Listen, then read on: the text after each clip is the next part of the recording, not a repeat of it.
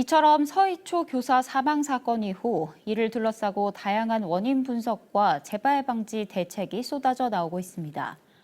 제정 이후 10여 년 동안 이어져 온 학생 인권 조례에 영향을 두고도 교육계의 평가가 분분합니다. 최면희 기자의 보도입니다. 서희초 교사 사망 사건은 교육계의 오래된 논쟁에 다시 불을 붙였습니다. 학생인권조례가 교권 붕괴를 가져왔다는 비판이 다시 고개를 든 겁니다. 지난해 교육청이 교권보호조례 제정을 제안했지만 이미 자리를 잡은 학생인권조례와의 상충 부분과 학생인권조례의 교권 침해 여부는 여전히 팽팽하게 의견이 나뉩니다. 여전히 시의회 교육위에서 교권보호조례가 계류 중인 것도 이 때문입니다. 학생인권 조례가 있는 곳의 교권 침해 사례하고 학생인권 조례가 없는 곳의 교권 침해 사례, 그 통계가 나온 게 있나요? 충분히 함께 인지를 하고 논의했음에도 불구하고 이 부분에 있어서 마치 어떤 특정 정당이 이 교권 보호에 소홀했다라든지 반대를 했다라든지 이런 식으로 책임을 전가하는 부분은 좀 바람직하지 않다고 생각합니다. 그렇다면 이 학생인권 조례가 교권 붕괴를 가져왔다는 일각의 주장은 신빙성이 있을까? 학생인권 조례는 학생의 권리는 물론 책무와 책임까지도 규정하고 있습니다. 예를 들어 조례는 학생의 휴대폰 사용 자체를 금지할 수 없다고 말하고 있지만 동시에 규칙을 정해 휴대폰 소지 시간과 장소를 규정하게 했습니다.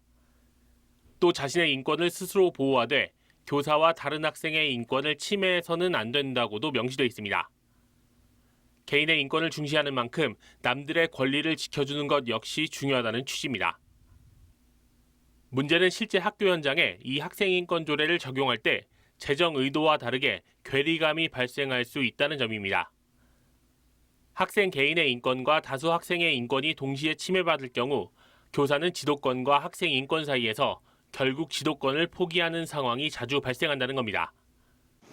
저는 다른 학생의 학습권 그리고 저의 제가 가르칠 수 있는 권리 사이와 그리고 학생의 인권 사이에서 이제 갈등을 하다가 그냥 안전한 길을 가는 거예요. 그냥 걔가 뭘 하든지 말든지 안전한 길을 택하자 하니까 결국에는 다른 학생들의 학습권도 충분히 보장이 안 되고 그 학생은 그 학생대로 학교에 와서 배움이 일어나지 않게 되니까. 과도한 악성 민원이나 무분별한 아동학대 시비로부터 교원을 보호하기 위한 조치가 학생인권 조례만으로 부족하다는 지적에 따라 아동학대 특별법의 개정 요구와 학교 변호사 제도 등 보완 정책도 논의되고 있습니다.